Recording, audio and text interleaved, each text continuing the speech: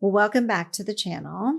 So today I wanted to share some facts about protein intake. So my goal this year is to take fitness to another level. I'm always active and relatively healthy with eating. But again, I want to this year focus on measuring that a little bit more and being more specific. And as I find things that help me, I want to share that with you. And so one of the things that I have recently been looking into is protein intake. So I've heard, and I'm sure you've heard too, a lot about protein intake and how important that is. And honestly, when I was in my 30s and 40s, I didn't focus on protein intake. And as you know, I hit perimenopause and now menopause, I am focused on how important that is. And so I want to talk today about some facts about protein intake and then real world applications for that. And so as I found some things that would help me, I wanted to share them with you. What I want to share at the end of the video, and I would love for you to stay tuned because I want to hear what you think about a traditional approach and recommendation versus what regenerative medicine or wellness experts recommend for protein intake. So I have a couple things I found on my deep dive that I'm going to share at the end, and I would love to see what you think. So the facts are protein intake is important. And so we want to build muscle, and that's important for overall wellness. So the facts are, yes, you need more protein. And as we get older, our hormones decline. And so our ability to build muscle decreases. So one solution for that is that you can increase your protein intake.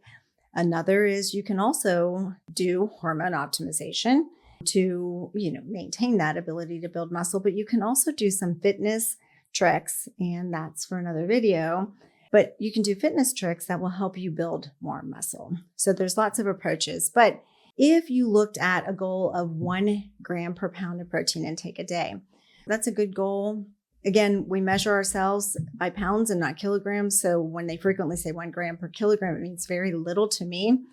And so I wanted to say it in pounds. It's 1 gram per pound. If you were to look at kilograms, you're talking about more of 2, a little bit over grams per kilogram. But in the US, we measure ourselves in pounds. So 1 gram per pound. What does that mean in the real world? How can we actually apply that without taking a scale or micromanaging our intake? And I like simple rules that I can follow because I don't want to complicate my life any further. And measuring my food is not what I want to do.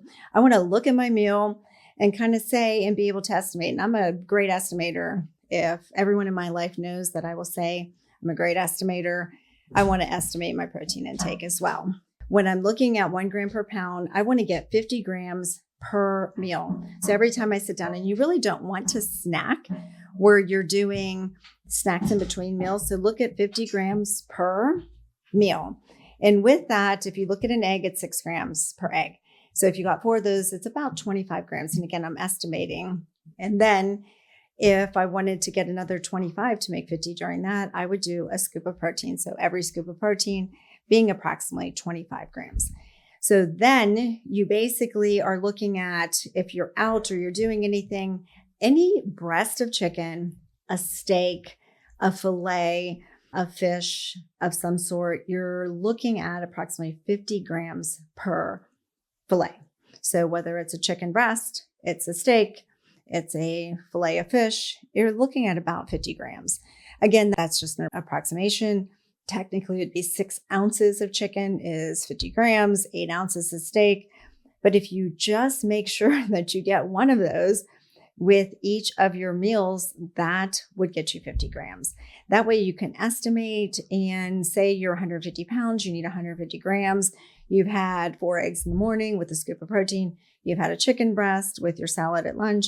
And then you've had a steak with whatever else you eat. And for me, I like to keep it simple, because if you stayed in the perimeter of the grocery store where you're getting more complex things, complex carbohydrates, meats, anything healthy, then you don't even really strictly have to look at necessarily every ingredient. Just stay with unprocessed foods, the perimeter of the store, and try and eat healthy and get more active. And then you're going to reach your goal of protein and you're going to be healthy and be active. And so this was my video just to help you simplify it for your real world application without taking a scale or driving your waitress crazy at the restaurant with the food that you're ordering. But what are the other benefits of protein intake? Well, obviously, you're going to build more muscle. As you build more muscle, you metabolize a lot faster. And so it increases your metabolic rate. The thermic effect of burning protein when you intake protein versus carbohydrates and fats is a much bigger thermic effect. So again, great for your metabolism, especially as you get older. And then it looks better.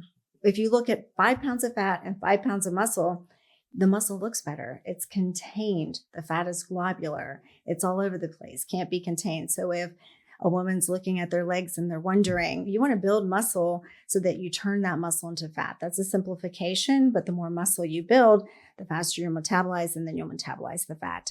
And then it also does give you fill effects. Satiety is important. And so you feel full sooner. And so those are the big benefits of taking in more protein from an overall health standpoint, and then how to do it. So the couple things that I found when I was looking into this is if you search on Google and you get those AI topics, like they'll have some videos and then they'll have some link articles. And so the first one that popped up with protein intake recommended per day, a Harvard article, 2023, that recommended 36 grams per day of protein intake. So that would be that you were 46 pounds, right? There's not very many of us that are 46 pounds. So that's low. So the average person being about 140, 150, then that is 140 to 150 grams per day and not 46. So that's low. That's a 2023 and it's a Harvard study. And that's the first thing that's popping up when you look at an AI. So the next thing that I found, there was an article because we get a lot of questions about nutrition in perimenopause and menopause, and we do a ton of women in hormones. And so the next one was a nutrition article for perimenopause and menopause in the Nutrition Journal. And it was 2023 as well. And it talked about the 1 gram per kilogram, which is again about half of what I just recommended. And that if you hit the 1.5 to 2 grams per kilogram, which is what I would recommend, the 2 grams per kilogram. Again, that's not how we measure ourselves here. So why do we report it that way? To make it confusing. Likewise, it went on to say with a study link that high a protein intake is actually detrimental to the bones. And so that is in strict contrast to what I just told you and what everything that I could find is based on, and all of the latest, again, science-based informational sources will say that's wrong. But it has a link actually, and that link goes to a statement from 2021 of the North America Menopause Society. So these are the societies that are writing guidelines that are guiding traditional doctors. And it basically says the same. And it also says the goal of any therapy would be to prevent future fractures. We also want a goal of therapy to have stronger bones, which you can do with stronger resistance, different fitness activities, but also hormone optimization, vitamin D. So the goal would be to prevent not just fractures, but to get our bones to be stronger.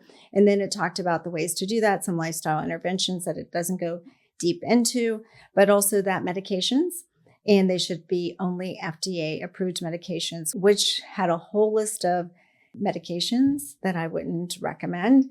And instead, the things that make our bones healthier and prevent future fractures are hormone optimization, great fitness with some weight bearing, and vitamin D. So I would love to know your comments on these link articles, what you might have as a little trick for increased protein intake, and then also what you've been told so far or recommended by your traditional doctors. And what do you think about those latest links from traditional medicine? So let's start a conversation below and let me know if there's anything else you want to hear about, because I am willing to deep dive into anything wellness or sexual wellness. Thank you.